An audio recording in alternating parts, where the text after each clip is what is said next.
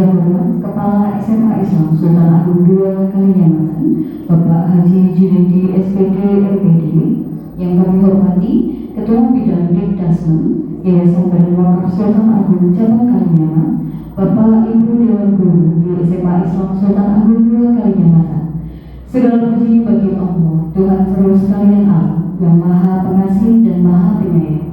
Salawat dan salam semoga senantiasa tercurah kepada Nabi Muhammad SAW, keluarga dan para sahabat. Ibu bapak yang berbahagia, di majelis ilmu yang penuh berkah ini, kami mengucapkan terima kasih kepada ibu bapak semuanya yang telah berkenan hadir pada diseminasi budaya positif yang diselenggarakan oleh calon guru penggerak angkatan 7. Mari kita membaca basmalah bersama secara memohon kepada Allah Subhanahu wa Ta'ala agar acara ini berjalan lancar. Bismillahirrahmanirrahim. Untuk selanjutnya, mohon kiranya Bapak Kepala SMA Islam Sultan Agung II Kalimantan memberikan sambutannya. Kepada yang terhormat Bapak Haji Junaidi SPD RPD, kami persilahkan.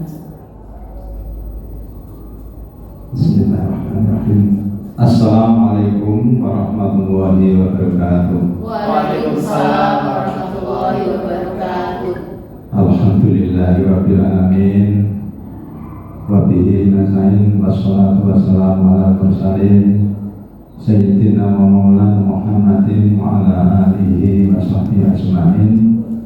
La haula wa la quwwata illa billahil aliyyil azim. Amma ba'd.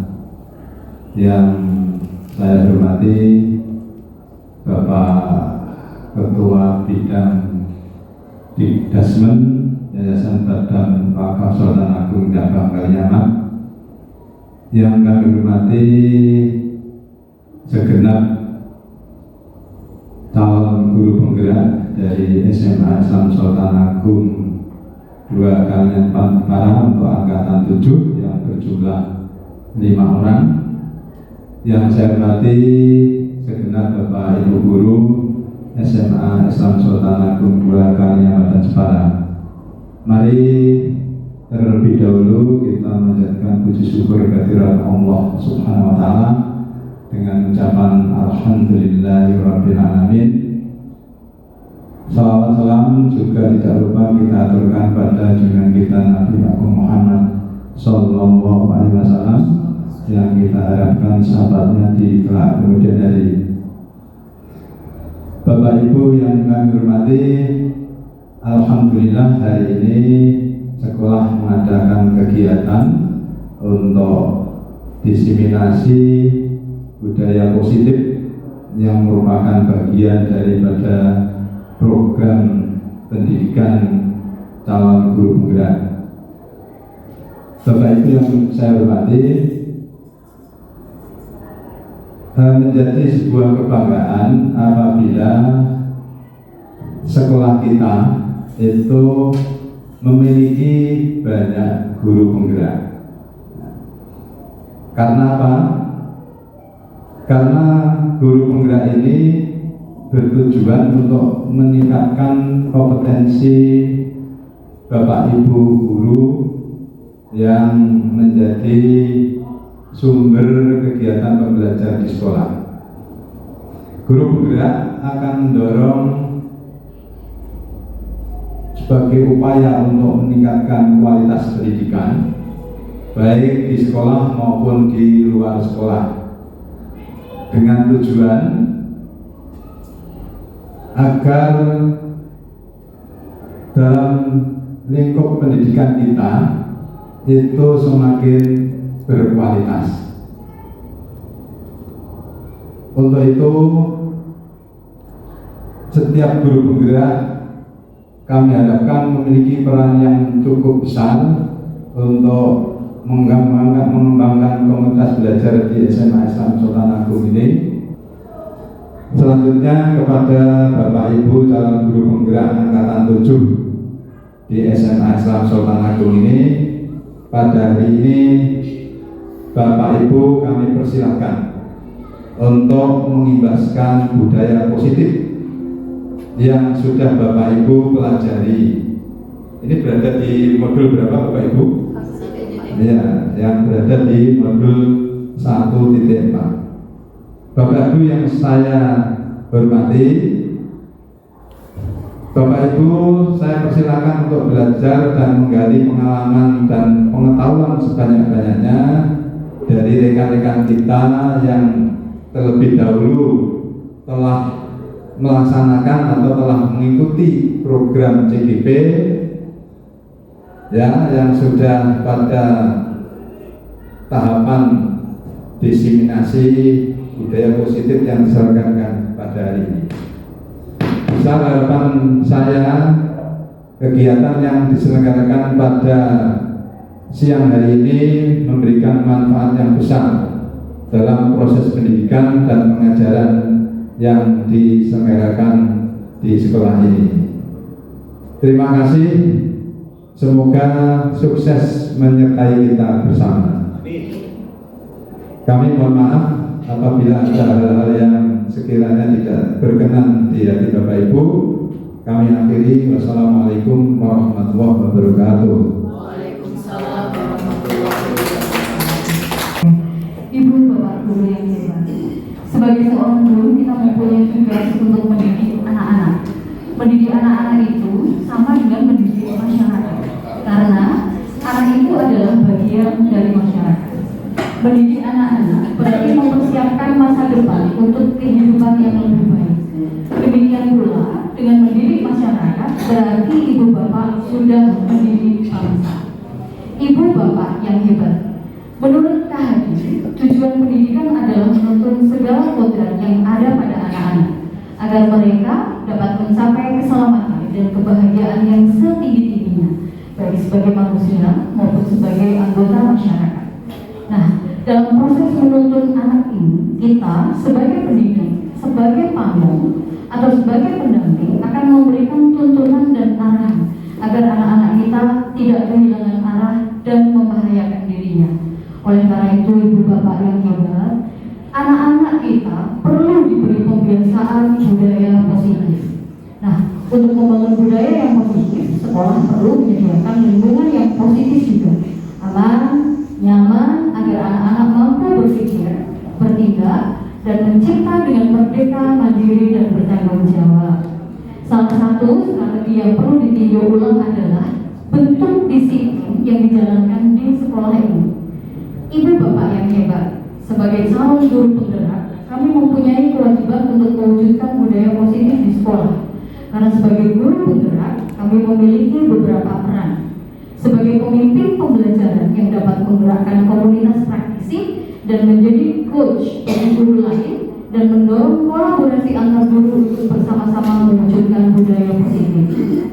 Sudah sewajarnya ibu bapak, guru di sekolah mulai menerapkan dan membangun budaya positif secara bersama-sama dengan warga sekolah. Bahu-membahu dimulai dengan diri sendiri untuk selanjutnya bisa diturunkan kepada murid dalam rangka untuk mewujudkan profil pelajar Pancasila. Ibu bapak yang berbahagia, budaya positif di sekolah adalah nilai-nilai, keyakinan-keyakinan, dan kebiasaan-kebiasaan di sekolah yang berpihak kepada murid, agar murid dapat berkembang menjadi pribadi yang kritis, penuh hormat, dan bertanggung jawab. Nah, dalam mewujudkan budaya positif ini, ibu bapak memegang peranan yang sangat sentral. Ibu bapak perlu memahami posisi apa yang tepat untuk dapat mewujudkan budaya positif, baik di lingkungan kelas maupun di lingkungan sekolah. Selain itu, ibu bapak, pemahaman akan disiplin positif juga diperlukan karena sebagai pamong, guru diharapkan dapat menuntun murid untuk menjadi pribadi yang bertanggung jawab.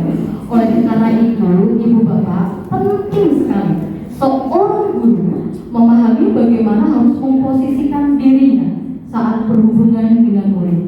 Nah, pada siang hari ini kami mohon izin untuk berbagi bagaimana penerapan budaya positif di sekolah. Nanti ada 6 materi yang akan kami bagi kepada ibu bapak yang ada di sini. Kami berlima nanti akan secara bergiliran untuk menyampaikan.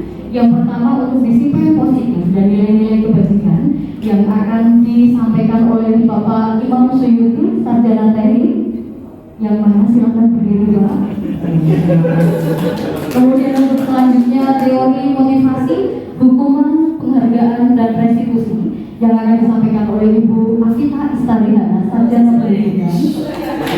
Terima kasih. Kemudian yang ketiga, ini dua materi sekaligus, keyakinan kelas dan kebutuhan dasar manusia, yang insya Allah akan disampaikan oleh Ibu Nurul Komaria, Sarjana Pendidikan. Berikutnya, untuk materi 5 posisi kontrol akan disampaikan oleh Ibu Arina Mutia, Sarjana Pendidikan.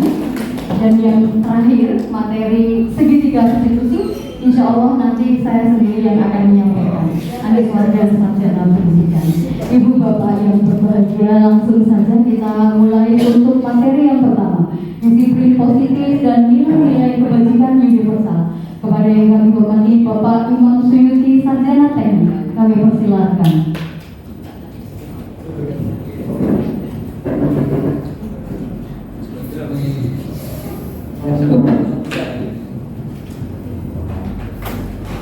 Assalamualaikum warahmatullahi wabarakatuh.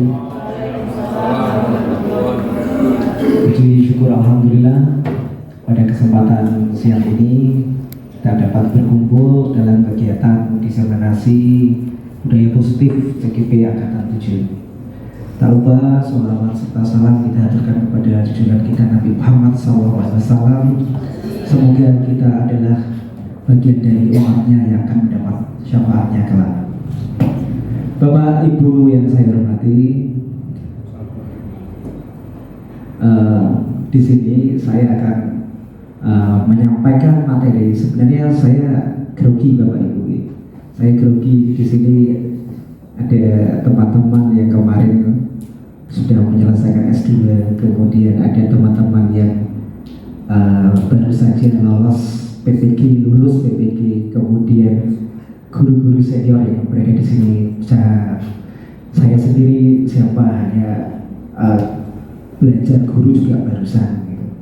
Tapi di sini saya memberanikan diri karena kemarin saya dan teman-teman mendapat sedikit materi mengenai budaya positif ini yang kami diwajibkan untuk menularkan ke panjenengan semua.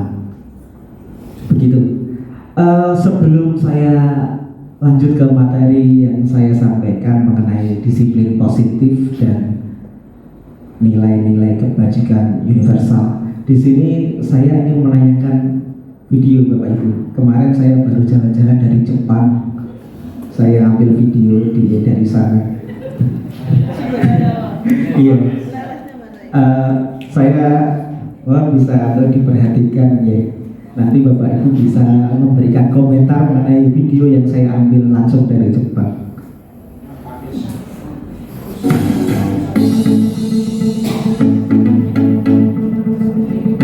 Beberapa video menakjubkan seperti ini mungkin pernah kalian lihat. Ya, mereka adalah anak-anak kecil di Jepang yang membungkuk ke arah pengendara. Mereka memberi hormat dan terima kasih karena telah diberi jalan untuk menyeberang. Tindakan yang mengagumkan bukan? Sementara di belahan dunia lain, hal seperti ini adalah tindakan aneh dan lucu. Meski dalam kondisi sibuk dan harus segera ke tujuan, mereka tetap tidak lupa untuk membungkuk.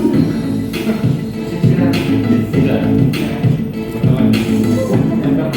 hanya itu, terhadap robot pun anak kecil di Jepang memberi hormat.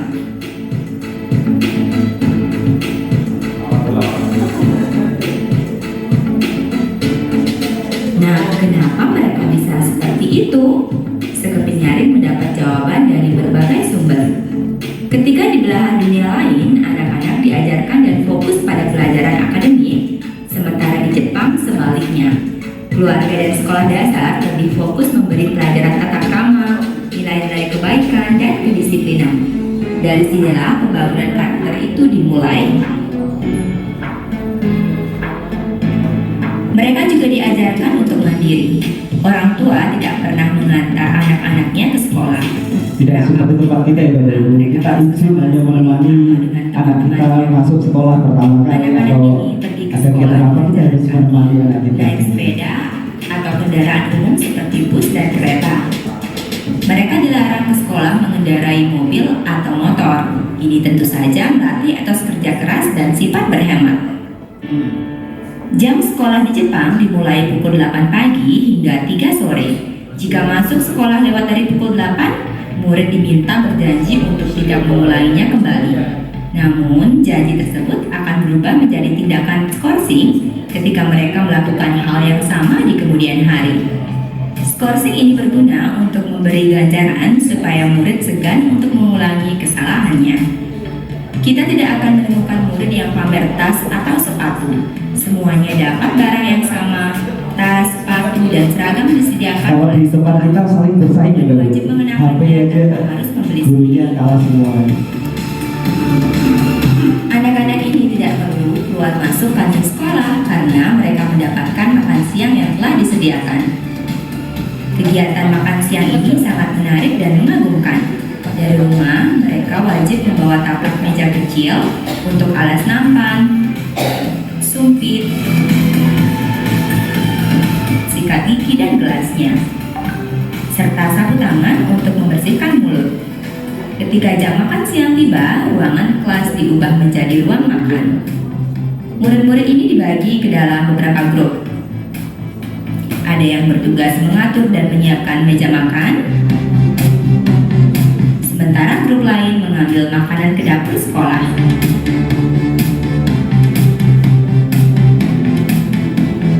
Setelah semuanya siap, ketua kelas didampingi guru membagikan makanan pada masing-masing murid dengan sama rata.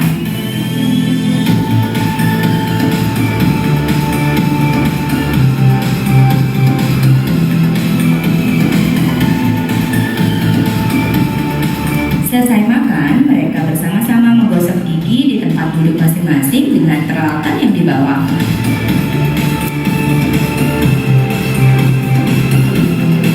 Mereka juga wajib merapikan alat-alat makannya, merapikan dan mengumpulkan sampah yang bisa didaur ulang, membersihkan piring, nampan, dan lain-lainnya dari sisa-sisa makanan. Di Jepang kalau urusan kebersihan luar biasa ya, Bu. Kemarin saat Piala Dunia kita melihat penonton dari Jepang itu mengumpulkan sampah-sampah di stadion. Ternyata Sebelum dari akhirnya kecil mereka di membawanya ke tempat cuci piring.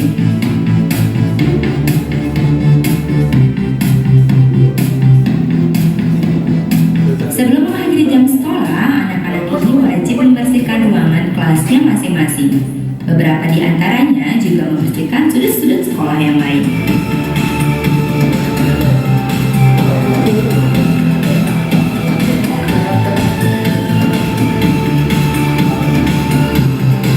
Sepulang sekolah, mereka masih punya waktu untuk membantu orang tua. Ini contohnya. Kita lihat anak kecil ini pergi berbelanja ke supermarket dan sekaligus membuang sampah daur ulang di sana. Sendirian. Kalau di sini culik ya.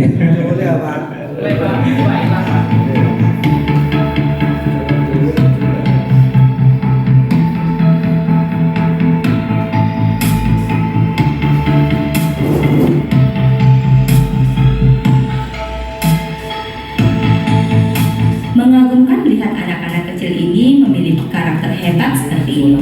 Ini adalah buah dari budaya dan tradisi yang kuat, yang telah dipraktekkan selama lebih dari 60 tahun. Hasilnya adalah masyarakat Jepang yang hidup tertib, sopan, dan disiplin.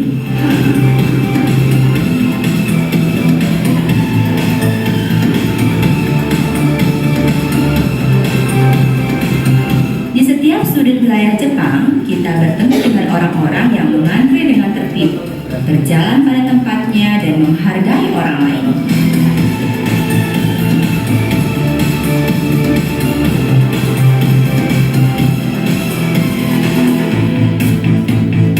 Kita lihat antrean di depan gerbong kereta ini. Meskipun di dalam kereta hanya menyisakan 1 atau 2 orang yang akan turun, tapi mereka tidak akan masuk kalau orang yang akan turun belum benar-benar habis. Kalau di sini nggak mau mengalah gitu ya.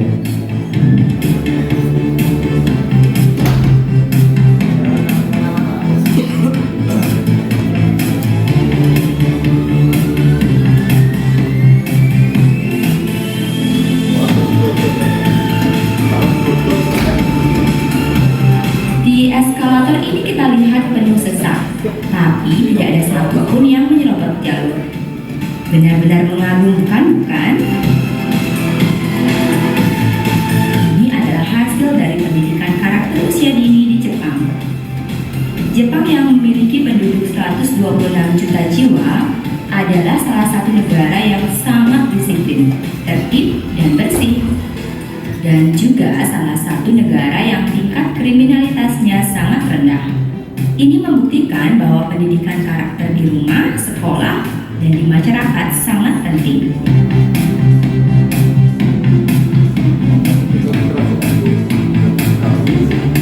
Jika kalian setuju dengan pendapat ini, silakan share sebanyak-banyaknya. Pencet tombol like dan subscribe jika berkenan.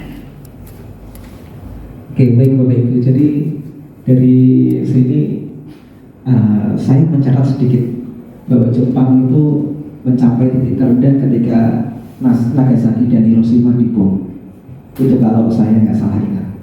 Tetapi dalam kurun waktu yang disampaikan kurang lebih 60 tahun, sama seperti kemerdekaan Indonesia, tapi untuk bangun karakter di sana, kedisiplinan anak dari mulai dini sampai dengan dewasa sudah sangat tertata dengan baik. Kedisiplinannya luar biasa.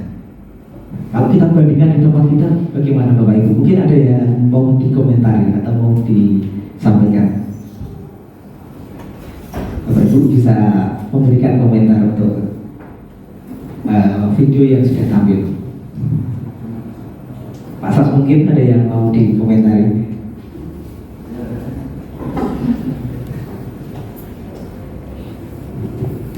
Terima kasih. Bisa melihat Pak Imam sudah ke Jepang tadi, melihat video kepribadian anak-anak sana. Kalau kita beberapa kali ya Pak Imam, tayangan-tayangan yang kami ikuti atau teman-teman ikuti, memang video-video yang ditayangkan itu dari luar. Kemarin kita pas waktu IKM di Jepara itu ya, video contohnya orang luar. Terus video lagi itu yang luar. Seandainya itu ada yang dari Indonesia sendiri bagaimana gitu loh Pak. Kan di Indonesia juga banyak loh Pak Imam, sekolah-sekolah yang memiliki karakter yang luar biasa. Di Sumatera itu di mana itu pondok pesantren itu pendidikannya luar biasa, karakternya bagus, belajarnya tertib, semuanya tertib semua. Nah sebenarnya itu yang sebenarnya kami inginkan Pak, itu untuk jadi contoh-contoh itu nanti kalau menjadi contoh yang Indonesia, tidak yang dari Jepang atau dari Korea Pak, karena ini budaya Indonesia. Ya, kemudian kalau kita melihat dari sisi kebersihan aja Pak, itu anak-anak saya begitu anak juga pertama sudah dididik kebersihan seperti itu. Nah kita ini kuaci aja berjajaran terus di mana-mana, itu Pak, di sekolah kita Pak, dan juga yang lain-lain. Nah ini sebagai motivasi lah kita semuanya. Memang pada prinsipnya kita sekolah itu memang harus bersih, tertib, rapi. Apalagi kita juga sekolah Islam, budaya sholatnya juga harus bagus, harus rapi. Ini semua harus dikondisikan.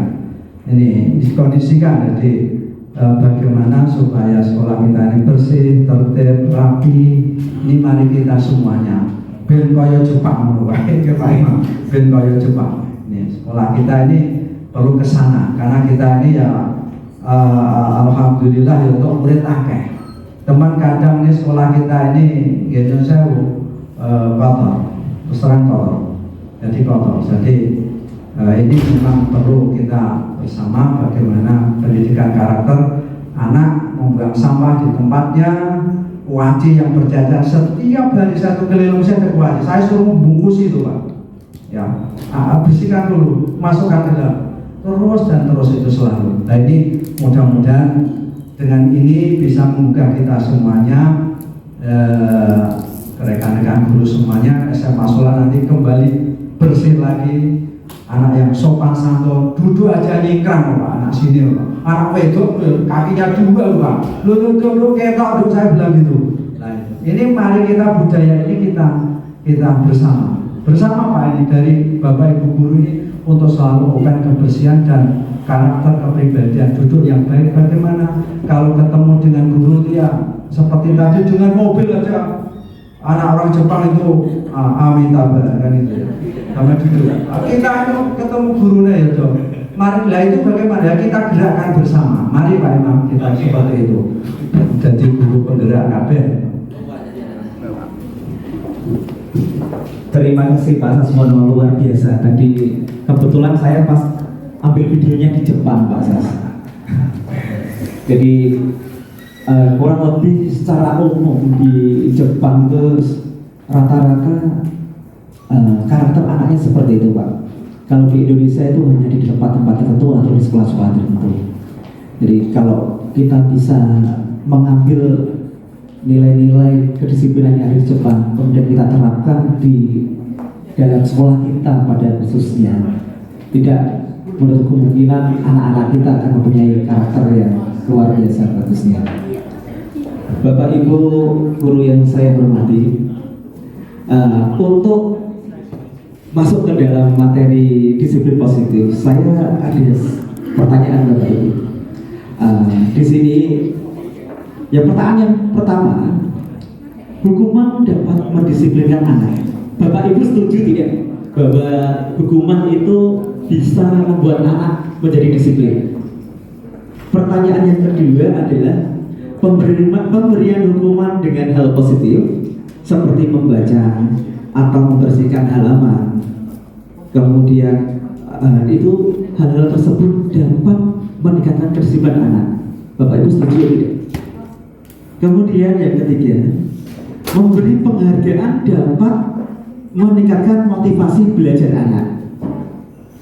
Kira-kira panjenengan itu dengan pertanyaan atau pernyataan tersebut itu setuju atau tidak? Nah, di sini Bapak Ibu saya minta kerelaannya untuk menjawab pertanyaan saya dengan mengklik. Saya sudah share link di grup WA. Bapak Ibu bisa membukanya. Untuk menjawab pertanyaan tersebut, Bapak Ibu bisa menambahkan dengan klik tombol plus di situ. Sesuai dengan pertanyaan di plus 1, Bapak Ibu bisa menambahkan alasan sesuai dengan yang Bapak Ibu anggap alasan itu tepat.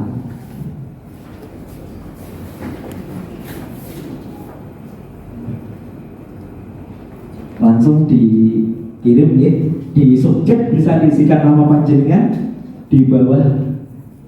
Ini Bu Anis tidak setuju karena hukuman hanya menyakiti hati anak. Kemudian Bu Nurul juga tidak setuju. Untuk yang poin pertama, hukuman dapat mendisiplinkan anak, tidak setuju. Tapi kita sering melakukan hal tersebut, Bapak Ibu. Kemudian yang kedua, ini belum ada yang menjawab, Bapak Ibu, mengenai pemberian hukuman dengan hal positif seperti membaca atau membersihkan halaman sekolah dapat meningkatkan disiplin anak. Kira-kira pas tidak kalau kita melakukan hal tersebut? Tidak setuju. Setuju karena dengan hukuman maka anak segan, takut untuk mengulanginya kembali. Pak Dadan setuju. Oke, nah. Bu Anis juga yang poin 2 tidak setuju. Kemudian yang berikutnya, yang memberi penghargaan dapat meningkatkan motivasi belajar anak-anak. Ini nanti akan Bapak Ibu dapatkan jawabannya setelah Bapak Ibu mengikuti serangkaian dari 6 materi yang akan kami sampaikan. Begitu Bapak Ibu. Bapak Ibu bisa untuk melanjutkan menjawab pertanyaan tersebut. Ini namanya Padlet Bapak Ibu. Nah, Padlet ini nanti bisa Bapak Ibu gunakan ketika Bapak Ibu melakukan diskusi di kelas. Sangat mudah digunakan. Bapak Ibu bisa memantaunya. Kali ini laptop saya kontrol dari handphone saya nih Bapak Ibu. Jadi Bapak Ibu juga bisa mengontrolnya dengan gampang. Ya, itu sudah ada keluar banyak jawabannya. Pak Danan yang poin 2 juga setuju. Pemeriksaan sebagian dari iman ya, bukan imam. Oke, baik Bapak Ibu, masuk kepada materi saya. Sebentar Bapak Ibu, saya buka.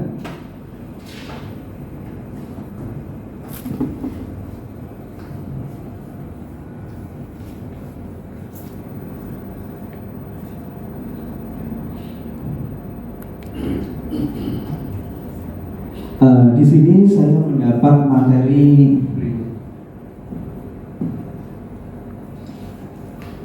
disiplin positif dan nilai-nilai kebajikan universal.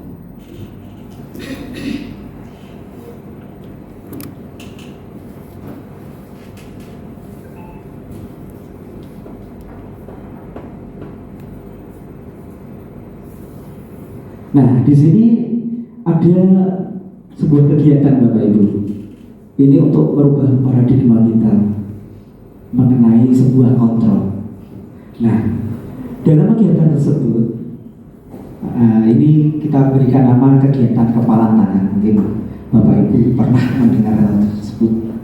Ada A dan B, Anda dan teman Anda. Sobeklah secari kertas. Bapak Ibu sudah menyobek secari kertas. Tuliskan benda atau sesuatu hal yang Bapak Ibu anggap sangat berharga.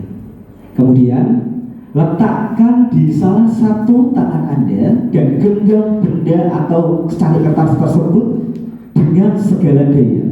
Buatlah sebuah kepalan yang kuat Bapak Ibu. Kemudian teman Anda atau B akan mencoba dengan sekuat tenaga dengan berbagai cara untuk meminta Anda memberikan benda tersebut. B bisa memuji, bisa mengancam, bisa menghadir, bisa merayu, menyuap, apa saja yang dianggap bisa untuk membujuk panjenengan. Apa yang terjadi Bapak Ibu? Nah, di sini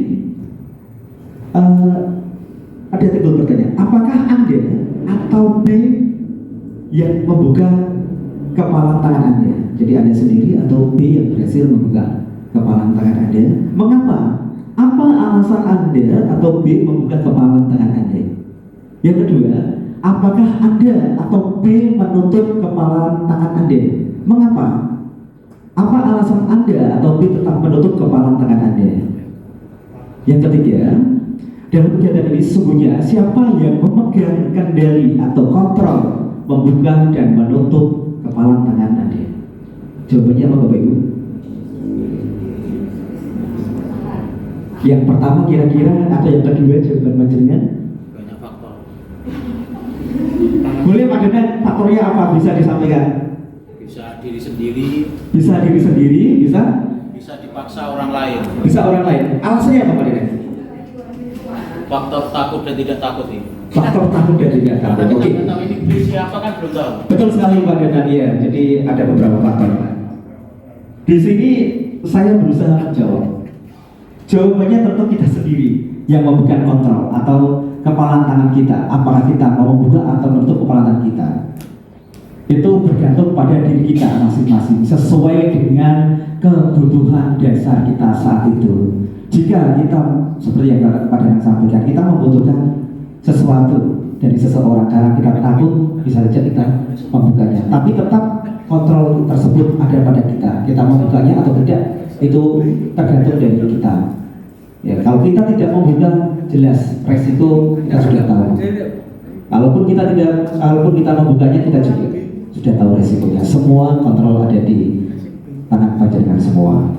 Nah, dari sini kita tahu bahwa sesungguhnya yang bisa mengontrol anak-anak adalah mereka sendiri. Kita hanya bisa untuk mengarahkan. Selanjutnya Bapak Ibu, di sini mengenai teori kontrol. Dr. William Glasser, seorang pendidik dan psikolog, dalam sebuah teori kontrol atau teori pilihan, meluruskan beberapa miskonsepsi tentang makna kontrol. Di sini yang pertama,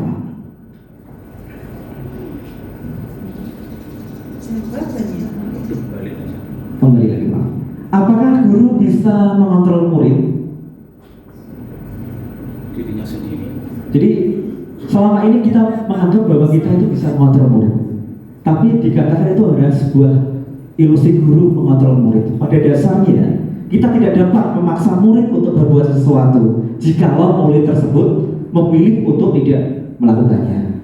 Walaupun tampaknya guru sedang mengontrol perilaku murid, hal demikian terjadi karena murid sedang mengizinkan dirinya untuk kita kontrol. Saat itu bentuk kontrol guru menjadi kebutuhan dasar yang dipilih murid tersebut. Teori kontrol menyatakan bahwa semua perilaku memiliki tujuan, bahkan terhadap perilaku yang tidak disukainya. Kemudian miskonsepsi yang kedua, penguatan positif berupa bujukan dan hadiah termasuk perwujudan keinginan kita untuk mengontrol orang lain. Jadi kita sering menganggap seperti itu, tapi itu adalah sebuah ilusi bahwa semua penguatan positif, efektif dan bermanfaat itu hanya untuk membuat anak bisa menjadi menolak atau bahkan menjadi ketergantung kepada kita, karena selalu kita berikan iming-iming terhadap sebuah hal yang membuat mereka senang. Kemudian teori kontrol yang ketiga yang perlu diluruskan oleh Glaser kembali adalah membuat orang lain merasa bersalah sehingga mau mengubah perilakunya. Apakah kira-kira efektif? Nah, di sini juga diluruskan kembali bahwa hal tersebut hanya akan membuat seseorang anak itu berpikir negatif, dan itu sangat berbahaya ketika anak merasa dirinya bersalah. Suatu saat hal tersebut bisa meledak begitu. Kemudian di sini kita menganggap bahwa orang dewasa memiliki hak untuk memaksa. Nah, itu yang mungkin tanpa kita sadari. Saya sendiri juga sering memaksa anak didik untuk melakukan apa yang kita inginkan. Hal tersebut juga harus diluruskan bahwa sebenarnya akan menimbulkan sebuah permusuhan karena kita memaksa anak didik kita tersebut. Selanjutnya Bapak Ibu, di sini kita harus merubah paradigma mengenai stimulus respon dengan teori kontrol. Stimulus respon yang kita anggap bahwa saya bisa mengontrol orang lain, tapi sesuai dengan teori kontrol, Anda tidak bisa mengontrol orang lain. Berikutnya, orang lain bisa mengontrol saya, tapi sesuai dengan teori kontrol, hanya Anda, saya yang bisa mengontrol diri saya sendiri. Yang ketiga, perilaku buruk dilihat sebagai suatu kesalahan. Tetapi di teori kontrol, semua perilaku itu memiliki tujuan. Jadi anak melakukan kesalahan itu memiliki tujuan. Ada alasannya. Kemudian di stimulus respon, pemaksaan ada pada saat bujukan gagal. Tapi di teori kontrol, kolaborasi dan konsensus menciptakan sebuah pilihan-pilihan baru. Kemudian stimulus respon, model berpikir menang dan kalah. Nah, kalau di teori kontrol, model berpikir menang dan menang. Dan di stimulus respon yang terakhir di situ dituliskan, kita mencoba mengubah orang agar berpandangan sama dengan kita. Tetapi di teori kontrol, kita berusaha memahami pandangan orang lain tentang dunia. Itu adalah paradigma yang harus kita rubah, Bapak Ibu. Selanjutnya, ini adalah skema mengenai disiplin positif yang dipaparkan oleh tadi William Glaser mengenai teori kontrol, Bapak Ibu. Saya lanjutkan saja. Selanjutnya, ketika Bapak Ibu mendengar kata disiplin, apa yang Bapak Ibu pikirkan? Seolah-olah hal yang sangat berat, hal yang sangat menakutkan, hal yang kalau melanggar pasti dapat hukuman. Tapi di sini disampaikan oleh Kiai Jatiwantara, di mana ada kemerdekaan, disitulah harus ada disiplin yang kuat. Sungguh pun disiplin itu bersifat self-disiplin, yaitu kita sendiri yang mewajibkan kita dengan sekeras-kerasnya. Tetapi itu sama saja, sebab jikalau kita tidak cakap melakukan self-disiplin, wajiblah penguasa lain mendisiplinkan diri kita, dan peraturan demikian itulah harus ada di dalam suasana yang merdeka.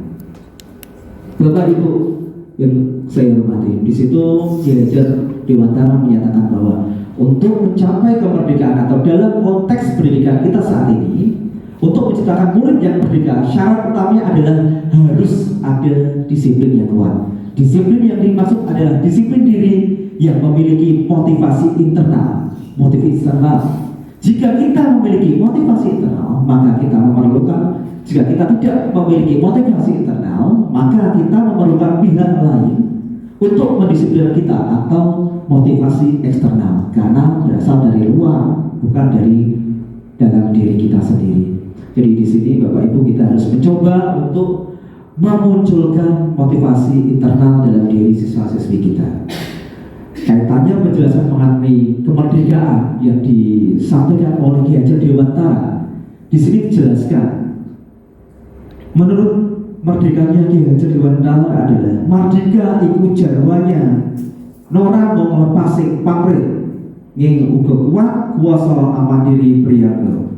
Yang artinya merdeka itu artinya tidak hanya terlepas dari perintah, akan tetapi juga cakap buat pemerintah dirinya sendiri. Itu yang dikatakan merdeka oleh Ki Hajar Dewantara. Bapak Ibu guru sekalian yang saya hormati, dari situ kita mengetahui makna disiplin. Kalau dari asal muasal katanya dari bahasa Latin, disiplin yang artinya adalah belajar. Kemudian makna asal dari kata ini berkonotasi dengan disiplin yang disampaikan oleh murid-murid Socrates dan Plato. Ini ada materi nanti bisa di copy mengenai Socrates, murid-murid Socrates dan Plato. Kemudian disiplin diri membuat orang menggali potensinya menuju sebuah tujuan apa yang ingin dia hargai. Namun pada dalam budaya kita lebih memaknai disiplin itu adalah kata disiplin adalah sebuah menjadi sesuatu yang dilakukan seorang pada orang lain untuk mendapatkan sebuah kepatuhan. Kecenderungan umum adalah menghubungkan kata disiplin dengan ketidaknyamanan, bukan dengan apa yang kita hargai atau mencapai suatu tujuan yang mulia. Selanjutnya Bapak Ibu, dengan kata lain, seorang yang memiliki disiplin diri berarti mereka bisa bertanggung jawab terhadap apa yang dia lakukan, karena mereka mendasarkan tindakan mereka pada nilai-nilai kebajikan universal. Sebagai pendidik Bapak Ibu, tujuan kita adalah menciptakan anak-anak yang memiliki disiplin dari diri sehingga mereka bisa berperilaku dengan mengacu pada nilai-nilai kebajikan universal dan memiliki motivasi intrinsik, bukan motivasi ekstrinsik. Bapak Ibu guru sekalian yang saya hormati, mengenai nilai-nilai kebajikan universal, Bapak Ibu mungkin sudah mengetahui mengenai hal ini. Di sini saya menekankan kembali nilai ini yang disebut adalah nilai-nilai kebajikan adalah sifat-sifat positif manusia yang merupakan tujuan mulia yang ingin dicapai setiap individu. Nilai-nilai tersebut bersifat universal dan lintas bahasa, suku, bangsa, agama maupun latar belakang. Nah, ada beberapa institusi organisasi yang menyampaikan atau memiliki poin-poin nilai-nilai kebajikan. Di antaranya adalah IPO Primary Years Program atau PYP. Ini meliputi nilai-nilai kebajikannya adalah toleransi, rasa hormat, integritas, sampai dengan komitmen. Kemudian ada 9 pilar karakter Indonesia Heritage Foundation atau IHF. Dia menuliskan nilai kebajikan diantaranya cinta Tuhan dan segenap ciptaannya, kemandirian dan tanggung jawab, kejujuran, hormat dan santun, percaya diri, kepemimpinan dan keadilan, baik dan rendah hati, serta toleransi, kedamaian dan kesatuan. Kemudian organisasi petunjuk seumur hidup dan keterampilan hidup. Di sini mengenai keterampilan hidup dapat dipercaya, lurus hati, pendengar yang aktif, kemudian tidak merendahkan orang lain, memberikan yang terbaik untuk diri. Petunjuk hidupnya peduli, penelaran, keingintahuan, usaha, berinisiatif dan sebagainya sampai kepada persahabatan. Kemudian yang keempat, the seven essential virtues, meliputi empati, kemudian suara hati, kontrol diri, rasa hormat, kebaikan, toleransi, serta keadilan. Dan yang berikutnya adalah the virtues project. Nah, di situ ada 5 organisasi yang saya contohkan mengenai yang memaparkan nilai kebajikan universal. Untuk di tempat kita saat ini, nilai-nilai kebajikan universal yang kita kenal ini adalah disebut dengan profil pelajar Pancasila yang saat ini kita gaungkan, yang akan kita capai dengan program kurikulum Merdeka ini. Nah, saya tekankan kembali, saya yakin Bapak Ibu tahu mengenai profil pelajar Pancasila yang saat ini kita sedang laksanakan di kelas 10, mengenai nilai-nilainya adalah beriman, bertakwa kepada Tuhan Yang Maha Esa, mandiri, bernalar kritis, berkebinekaan global, bergotong royong, dan kreatif. Itu adalah profil Bapak Ibu di dalam mencapai untuk menciptakan siswa-siswi kita yang memiliki profil pelajar Pancasila. Kita harus memiliki nilai dan peran sebagai guru. Nilai yang kita miliki yang pertama, kita harus berpihak pada murid. Apapun yang kita lakukan, pembelajaran apapun yang kita lakukan, semua orientasinya adalah kepada keberpihakan kita untuk sebesar-besarnya kebahagiaan, kesejahteraan, dan kesuksesan murid kita. Kemudian harus mampu memiliki sifat mandiri. Artinya apa Bapak Ibu? Harus selalu senantiasa untuk mengembangkan kompetensinya secara mandiri, senantiasa belajar sepanjang hayat. Kemudian Bapak Ibu guru inovatif, mampu menciptakan ide-ide gagasan yang baru. Kemudian kolaboratif, mampu bekerja sama dengan teman-teman yang lain untuk melakukan hal-hal, berdiskusi positif dan sebagainya. Kemudian yang terakhir adalah mempunyai nilai reflektif, harus refleks dengan perkembangan, dengan kondisi sosial masyarakat untuk kita hubungkan dengan setiap pembelajaran yang ada di dalam kelas. Kemudian para guru dalam kegiatan pembelajaran yang harus kita miliki yang pertama adalah menjadi pemimpin pembelajaran Bapak Ibu. Kita harus mampu menjadi manajer di kelas kita, mampu mengatur, mampu memimpin kelas. Kemudian menjadi coach bagi guru lain. Di sini saya sering belajar dari Pak Sas menjadi coach untuk saya sering belajar dari Pak Danan mengenai sejarah. Ketika saya mengetik, membuat sebuah artikel, saya juga belajar dari Bu Risma untuk menuliskan kata yang baik dan benar sesuai dengan kaidah bahasa Indonesia dan lain yang sebagainya. Kemudian mendorong kolaborasi, mendorong sebuah kerjasama antar guru, antar warga sekolah. Berikutnya mewujudkan kebanggaan murid. Di sini kita harus mampu mewujudkan sebuah murid yang memiliki jiwa-jiwa seorang kepemimpinan. Dan yang terakhir adalah menggerakkan sebuah komunitas praktisi. Nah, di sini Bapak Ibu kita munculkan sebuah organisasi atau sebuah kumpulan atau kelompok diskusi yang positif untuk tujuan memajukan sekolah kita.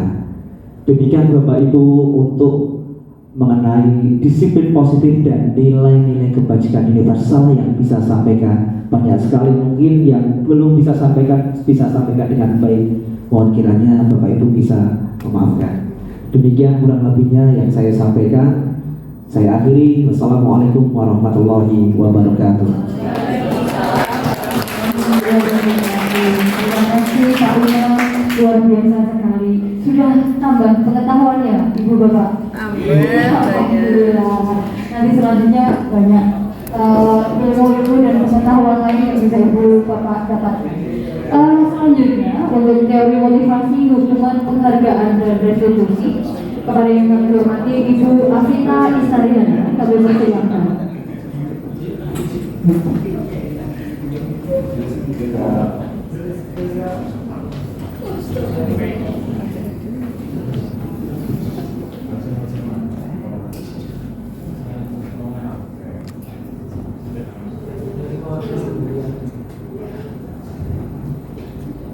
Bapak Ibu, saya lanjutkan. Assalamualaikum warahmatullahi wabarakatuh. Waalaikumsalam warahmatullahi wabarakatuh. Pada kesempatan kali ini saya akan menyampaikan pembelajaran materi yang kedua mengenai teori motivasi, hukuman, dan penghargaan serta restitusi. Kita masuk ke teori motivasi perilaku manusia. Di sini motivasi merupakan dorongan yang timbul pada diri seseorang secara sadar atau tidak sadar untuk melakukan sesuatu tindakan dengan tujuan tertentu. Jadi motivasi itu merupakan suatu dorongan. Segala sesuatu yang kita lakukan itu mempunyai tujuan, Bapak Ibu.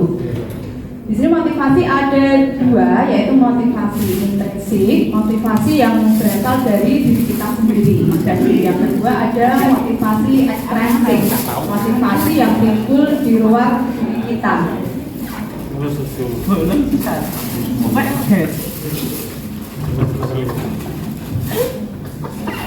Kita menuju ke motivasi perilaku manusia. Yang pertama, ini tentang siswa ya.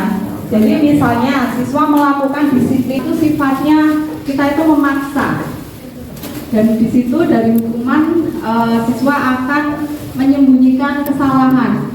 Siswa akan tidak jujur kepada kita, karena kalau kita jujur kita pasti akan menghukum seperti itu.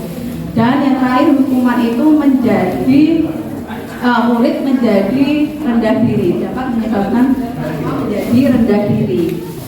Yang kedua ada penghargaan, Bapak Ibu. Di sini ternyata penghargaan itu juga merupakan hal yang tidak tepat.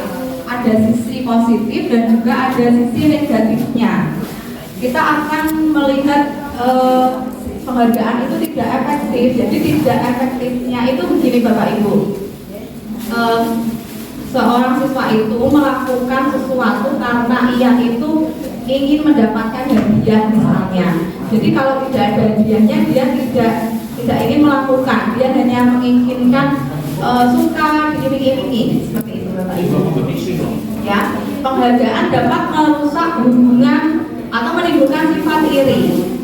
Di sini nanti ketika Bapak Ibu memberikan hadiah kepada siswa, di sisi lain ada siswa yang dia dalam dirinya itu kok hanya yang dapat itu saja, saya apa? Nah, dari situ akan menimbulkan sifat iri, Bapak Ibu. Dia akan merasa bangga. Yang ketiga, penghargaan itu dapat mematikan kreativitas. Artinya siswa yang sudah mendapatkan penghargaan itu tadi terkadang apabila hanya dimotivasi dengan penghargaan, maka dia tidak akan mau mencoba hal yang baru. Dia cukup puas dengan pencapaiannya itu tadi, Bapak Ibu. Kemudian penghargaan mendukung dengan sistem ranking.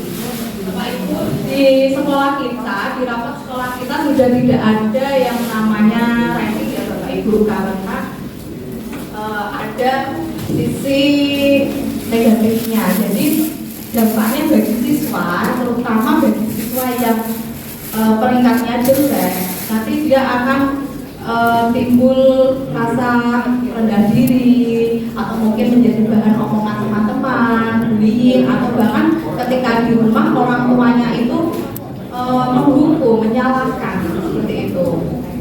Dan juga penghargaan itu merampas hak menghargai dirinya. Jadi misalnya saat siswa mempelajari satu bab, dia mulanya tidak paham, kemudian dia sedikit demi sedikit dia belajar, lalu dia bisa menguasai materi, mengerjakan soal-soal, dia puas akan pencapaian dirinya.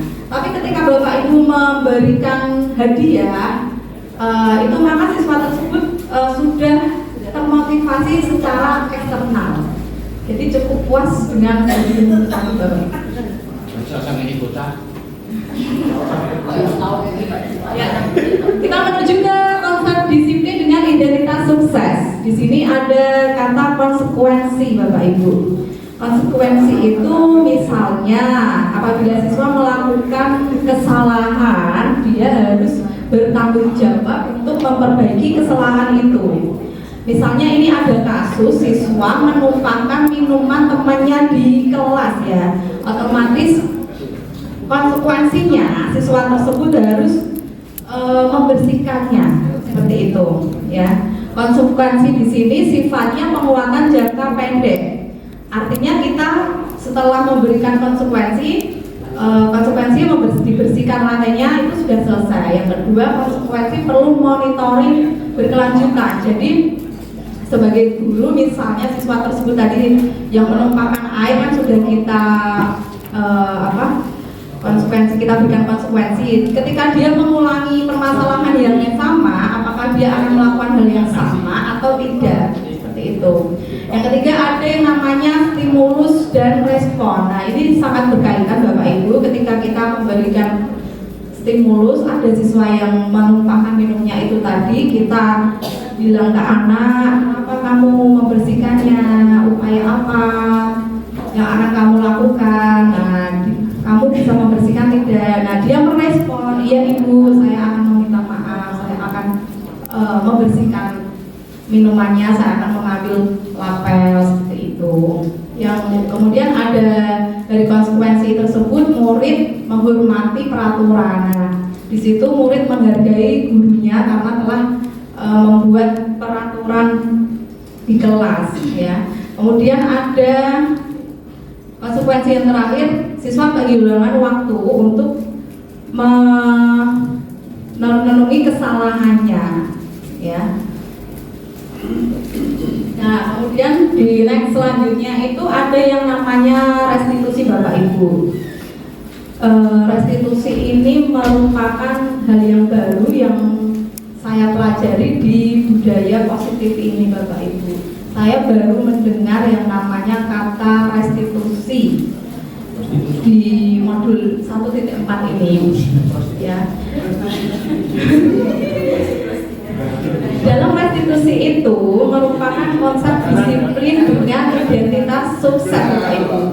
Karena dengan restitusi siswa akan bertanggung jawab untuk perilakunya. Apa yang dia lakukan, kesalahannya apa, kemudian dia sadar, timbul motivasi intrinsik dan bertanggung jawab atas perilakunya ya. Seperti kasus tadi, dari siswa tadi menumpahkan minum, dia akan meminta maaf, dia akan bertanggung jawab untuk membersihkan lantainya, dan dia tidak akan mengulangi hal tersebut ya.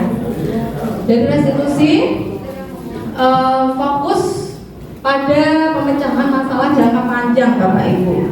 Jadi secara tidak langsung guru itu membentuk karakter siswa yang bertanggung jawab.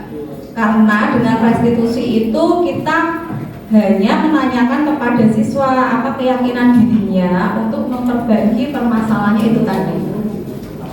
Kemudian selanjutnya murid menghormati dirinya dan orang lain. Sebagai siswa yang sudah salah tadi, dia akan berusaha untuk meminta maaf dan dia ingin menjadi pribadi yang lebih baik. Dan ada yang namanya teori kontrol, dirinya memegang kontrol ya. Jadi siswa itu memegang kontrol atas dirinya sendiri secara sadar Bapak Ibu. Kemudian yang terakhir di restitusi itu siswa bersemangat untuk memperbaiki kesalahannya.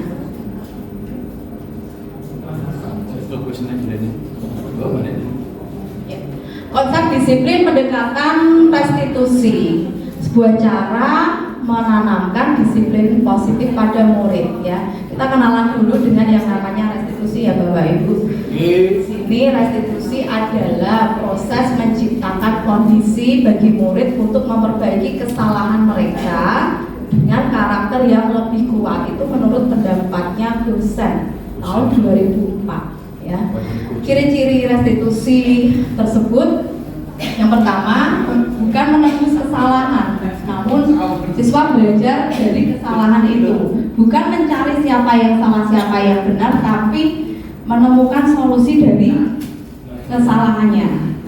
Yang kedua, memperbaiki hubungannya. Ini siswa memperbaiki hubungan dengan temannya tadi ya. Restitusi bukan merupakan tawaran, jadi bukan paksaan ya, jadi timbul dari dirinya sendiri. restitusi menuntun untuk melihat ke dalam diri. Restitusi mencari kebutuhan dasar yang mendasari tindakannya. Kenapa kok dia menumpahkan kebutuhan apa yang belum terpenuhi seperti itu. Fokus pada karakter bukan tindakan. Dan restitusi menguatkan dan fokus pada solusi. Ini perbedaannya Bapak Ibu. Di sini ada contoh kasus siswa sering tidak mengerjakan tugas.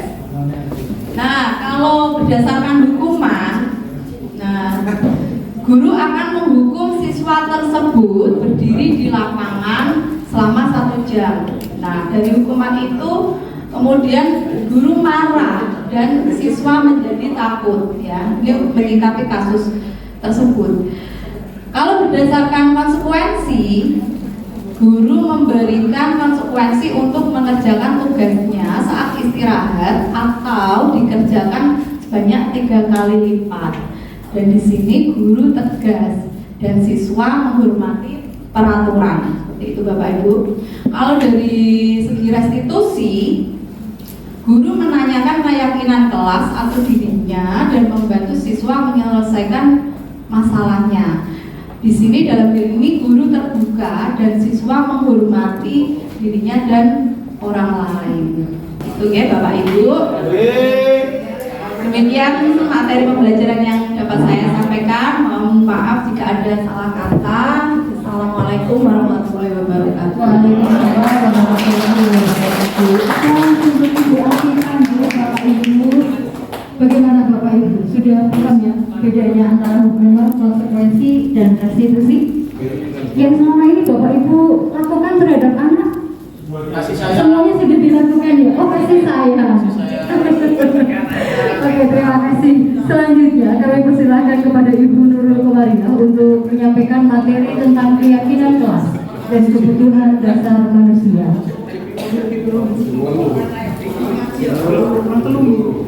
Oke, bismillahirrahmanirrahim. Assalamualaikum warahmatullahi wabarakatuh. Pada Bapak Zaini dan Bu Aini mohon izin untuk memaparkan pembelajaran yang ketiga ya Bapak Ibu. Oke, masih semangat Bapak Ibu? Sudah ngemil nih Bapak Ibu, semoga masih semangat, tidak ngantuk meskipun kami meminta waktu istirahat Bapak Ibu. Jadi kami mohon izin untuk memaparkan materi yang masih ada 3 Bapak Ibu. Jadi mohon tetap semangat sampai nanti terakhir Bapak Ibu. Oke, alhamdulillah. Sampai kita mulai masuk ke inti dari apa itu keyakinan kelas. Nah, di sini ada pertanyaan sederhana Bapak Ibu. Di situ ada mengapa keyakinan kelas? Mengapa tidak peraturan kelas saja? Nah, mari kita cari bersama-sama apa sih jawabannya. Nah, melalui ilustrasi berikut Bapak Ibu. Nah, di situ untuk gambar yang pertama adalah orang memakai helm. Nah, di sini kan sebagian besar dari kita semua saat berangkat sekolah memakai sepeda motor, naik sepeda motor, Kalau naik sepeda motor pakai helm enggak Bapak Ibu? Pakai kecuali yang tidak, Ya.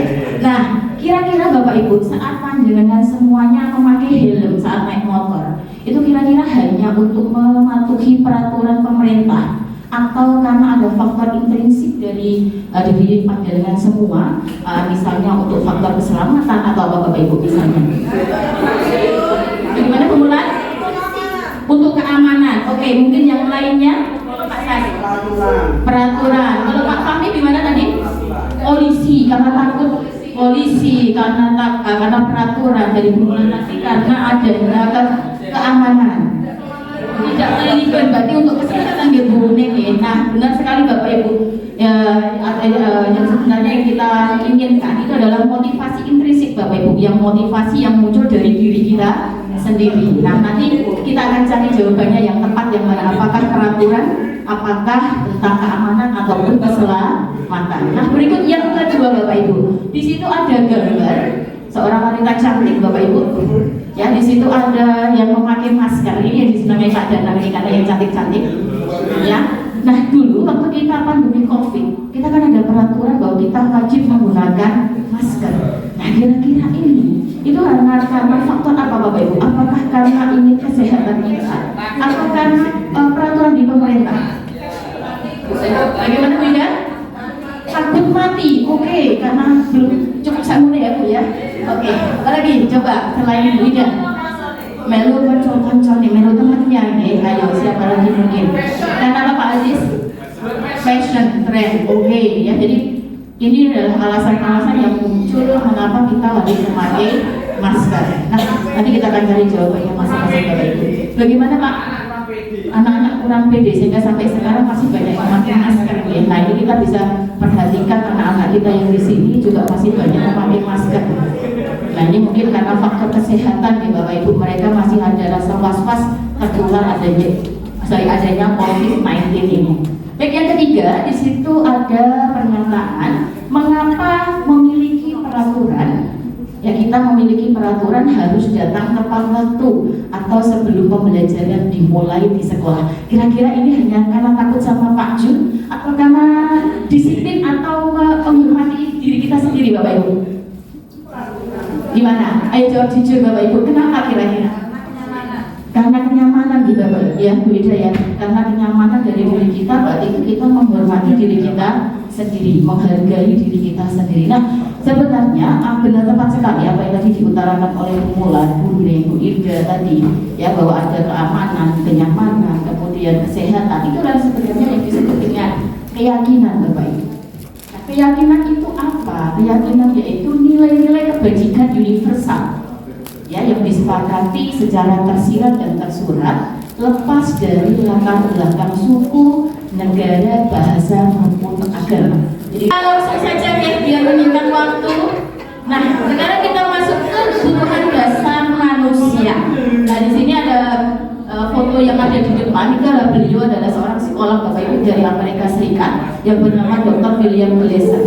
Beliau menyatakan bahwa seluruh tindakan manusia ini memiliki tujuan tertentu, yaitu memenuhi kebutuhan dasarnya. Kita pasti punya kebutuhan dasar ya. Kalau dulu hanya kita mengenalnya ada kebutuhan primer, kebutuhan sekunder, kebutuhan tersier. Nah, sekarang ternyata dari CGP ini kita dapat ilmu lagi Bapak Ibu dari William Glasser. Beliau ada 5 kebutuhan dasar manusia. Yang pertama ada bertahan hidup, kemudian penguasaan, kasih sayang dan rasa diterima, kesenangan, dan yang terakhir adalah kebebasan. Apa itu saja? Oke, terima kasih Bapak Ibu semuanya atas respon yang diberikan kepada saya. Semoga apa yang saya sampaikan ini dapat bermanfaat bagi kita semua, dapat kita terapkan di kelas. Dan saya di sini bukan yang paling pintar, tapi kita di sini adalah saling belajar. Oke Bapak Ibu, terima kasih atas waktu yang diberikan kepada saya. Saya akhiri, nanti selanjutnya akan disampaikan oleh rekan kami Bu Arina Mutia. Assalamualaikum warahmatullahi wabarakatuh. Luar biasa sekali ya. Jadi intinya Bapak Ibu, dengan mengetahui 5 kebutuhan dasar manusia itu, 5 macam kebutuhan dasar anak, kita bisa menyelesaikan permasalahan-permasalahan yang dihadapi oleh anak-anak kita. Untuk selanjutnya kami mohon kepada Ibu Arina Mutia untuk menyampaikan materi berikutnya tentang 5 posisi kontrol. Terima kasih Bapak Ibu. Mohon maaf sebelumnya karena mungkin sudah melebihi waktu pola kita ya. Terima kasih yang masih standby di sini. Baik, saya akan melanjutkan pembelajaran yang kelima mengenai restitusi pada 5 posisi kontrol. Apa itu 5 posisi kontrol? 5 posisi kontrol merupakan suatu program disiplin positif yang berpusat pada murid yang dikembangkan oleh Dan Gosen dengan pendekatan restitusi. Nah, ini beliaunya Dan Gosen ini ya. Kemudian dalam bukunya Restitution Restructuring School Discipline pada tahun 98, Gosen mengungkapkan bahwa guru perlu meninjau kembali penerapan disiplin di dalam ruang-ruang kelas mereka selama ini. Melalui serangkaian riset dan berdasarkan pada teori kontrol dari Dr. William Glasser, Gosen berkesimpulan ada 5 posisi kontrol yang diterapkan seorang guru, orang tua, ataupun atasan dalam melakukan posisi kontrol. Jadi tidak hanya kita sebagai guru di sekolah, ya Bapak Ibu, tetapi dapat kita terapkan sebagai orang tua di rumah ataupun sebagai atasan kepada bawahan. Nah, apa saja 5 posisi kontrol itu? Nah, kelima ini yang pertama adalah posisi sebagai penghukum. Kemudian yang kedua posisi pembuat merasa bersalah. Yang ketiga ketiga posisi teman, yang keempat pemantau, yang kelima posisi manajer. Pada pernyataan, saya kecewa sekali dengan kamu, ini adalah membuat merasa bersalah. Kemudian yang kedua, kamu tidak pernah benar melakukannya, di sini sebagai penghukum. Kemudian yang ketiga, apa rencanamu untuk menyelesaikan masalah ini? Ini pada posisi manajer. Kemudian yang keempat, ayolah lakukan demi bapak, atau ayolah lakukan demi ibu, ya. Berarti pada posisi teman. Kemudian yang terakhir, kamu tidak mendapat nilai jika tidak mengerjakan tugas. Nah, ini adalah posisi pemantau. Oke. Baik, demikian penjelasan dari 5 posisi kontrol. Harapan kami kita bisa mewujudkan dari 5 posisi tersebut sebagai upaya untuk mewujudkan budaya positif di sekolah kita. Tentu hal ini membutuhkan proses yang tidak singkat ya Bapak Ibu, dan peran dari Bapak Ibu serta kerjasamanya ini akan bisa mewujudkan budaya positif di sekolah kita. Terima kasih, terima kasih kesempatannya Bapak Ibu. Selanjutnya saya kembalikan ke moderator. Terima kasih. Assalamualaikum warahmatullahi wabarakatuh. Buat Ibu Arina Mutiara, Bapak Ibu yang berbahagia, ini adalah sesi yang terakhir ya. Saya berharap Ibu Bapak semuanya, Bapak Ibu guru yang hebat semuanya masih semangat ya. Jadi untuk materi yang terakhir ini adalah segitiga restitusi. Tadi di awal Ibu Afita Istarihana sudah memberikan sedikit materi tentang segitiga restitusi. Seperti apa? Ibu Bapak yang hebat, mungkin yang belum memahami apa itu restitusi. Jadi restitusi itu adalah proses menciptakan kondisi bagi murid untuk memperbaiki kesalahan mereka, sehingga mereka bisa kembali pada kelompok mereka dengan karakter yang lebih kuat. Itu yang disebut dengan restitusi. Kemudian restitusi itu juga merupakan proses kolaboratif yang mengajarkan murid untuk mencari solusi dari permasalahan mereka dan membantu murid berpikir tentang orang seperti apa yang mereka inginkan dan bagaimana mereka memperlakukan orang lain. Jadi intinya restitusi itu adalah sebuah proses yang dilakukan oleh seorang guru dan seorang anak yang sudah membuat kesalahan. Jadi kita memandu anak supaya anak itu bisa mencari solusi dari permasalahan yang dihadapi oleh mereka. Intinya seperti itu saja. Nah, di dalam segitiga restitusi ini, Ibu Bapak, silakan dipersani di depan. Nggak kelihatan ya? Oke, tenang saja. Nanti untuk materi ini semuanya akan kita kirimkan ya Pak Imam ya. Saya bacakan saja. Jadi segitiga restitusi itu ada 3 tahapan. Yang pertama adalah validitas kebutuhan. Kemudian yang kedua adalah menanyakan keyakinan, dan yang terakhir adalah menstabilkan identitas. Pada saat pertama kali Ibu Bapak menstabilkan identitas anak yang berbuat kesalahan, Ibu Bapak bisa berkata seperti ini. Nah, berbuat salah itu adalah hal yang manusiawi. Tidak ada manusia yang sempurna. Bapak sama Ibu juga pernah berbuat salah. Kita pasti bisa kok menyelesaikan permasalahan ini. Atau Ibu Bapak bisa berkata, Bapak Ibu tidak tertarik untuk mencari tahu siapa yang benar, siapa yang salah. Bapak Ibu lebih tertarik untuk mencari penyelesaian masalah. Kemudian Bapak Ibu juga bisa berkata, kalau kamu menyalahkan dirimu sendiri terus-menerus, apakah kamu bisa bersikap baik pada diri kamu sendiri? Nah, kira-kira kalau anak-anak yang berbuat kesalahan itu diberi kalimat-kalimat seperti itu, kira-kira hatinya itu akan merasa tenang atau merasa galau atau merasa marah? Ya, kalau misalnya gurunya seperti Bu Arin tadi, kamu lagi, terlambat lagi. Ya kan, Bapak Ibu, saya ini pengakuan jujur saja. Semenjak saya ikut pendidikan guru penggerak ini Bu, level kegalakan saya sudah turun Bu. Iya, jujur itu. Kalau dulu saya menghukum siswa itu luar biasa, terkenal saya guru galak. Sekarang sudah mulai tensinya turun, levelnya sudah mulai turun. Iya, karena tadi pada saat kita belajar tentang Ki Hajar Dewantoro, fokus kita sebagai seorang guru hanya memberi keselamatan dan kebahagiaan yang setinggi-tingginya untuk murid-murid kita. Saya dulu itu nggak pernah loh mikir perasaan murid. Saya ngamuk sama murid dulu itu nggak pernah saya memikirkan perasaannya. Kalau sekarang saya sudah mulai belajar. Ya benar. Alhamdulillah. Berarti untungnya ikut CGP itu salah satunya seperti itu. Untuk ibu-ibu yang belum ikut, monggo. Nanti yang untuk angkatan 10 silahkan diikuti. Biar bisa merasakan manfaatnya yang luar biasa sekali. Bapak Ibu, terakhirnya ini yang mungkin jarang sekali kita lakukan. Ya, setelah pembelajaran kita sering memberikan tugas-tugas tambahan kepada anak tanpa pernah meminta kepada mereka untuk melakukan refleksi. Saya terus terang juga mengenal refleksi itu setelah belajar di pendidikan guru penggerak, bahwa setiap kali kita melakukan pembelajaran, di akhir pembelajaran itu kami selalu diminta untuk mengadakan refleksi. Bapak Ibu bisa mencoba untuk setiap Bapak Ibu mengajar, cobalah 5 menit sebelum pembelajaran selesai, ajaklah murid-murid Ibu Bapak itu untuk melakukan refleksi.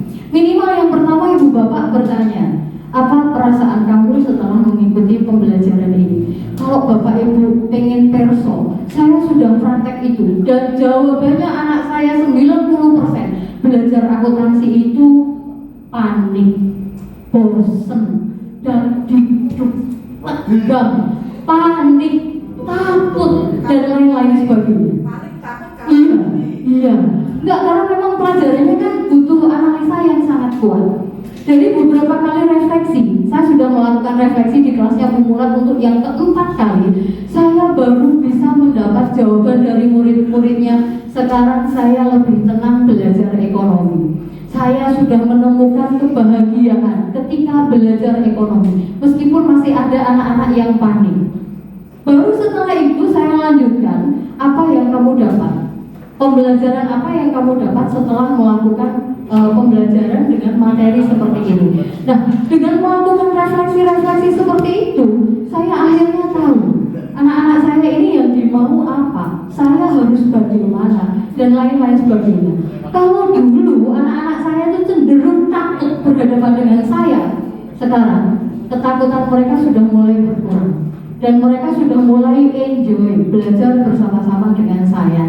Nah, di akhir session saya ini, saya berharap Ibu Bapak bisa melakukan refleksi dari kegiatan diseminasi budaya positif yang diselenggarakan oleh calon guru penggerak angkatan 7. Linknya sudah disematkan Pak Ibu di info Sula. Tidak harus dikerjakan di sini, gitu, Bapak Ibu. Nanti bisa dikerjakan sambil sare atau sambil masak di rumah. Oh, nggak bisa. Oh ya, oke. Dengan berakhirnya refleksi diseminasi budaya positif, berakhir pula lah kegiatan ini. Kami calon guru penggerak angkatan 7 SMA Islam Sultan Agung II Kalimantan mohon maaf yang sebesar-besarnya karena acara ini molor sampai hampir 1 jam. Kami mengucapkan terima kasih yang begitu besar karena Ibu Bapak semuanya masih bersama kami, membersamai kami, mensupport kami seperti ini. Lemah teles nggih, Gusti Allah ingkang bagus. Saya menunggu perjuangannya Bu Mulat besok pagi karena perjuangan saya sepertinya nabrak tembok. Berharap saja, berdoa saja moga-moga Bu Mulat besok berhasil memberikan kebahagiaan untuk Ibu Bapak semuanya. Terima kasih Pak Zaini, terima kasih Bu Aini, terima kasih teman-teman CGP Angkatan 7, terima kasih Bapak Ibu semuanya. Semoga memberikan manfaat ya. Terima kasih. Kami undur diri. Wabillahi taufiq wal hidayah. Wassalamualaikum warahmatullahi wabarakatuh.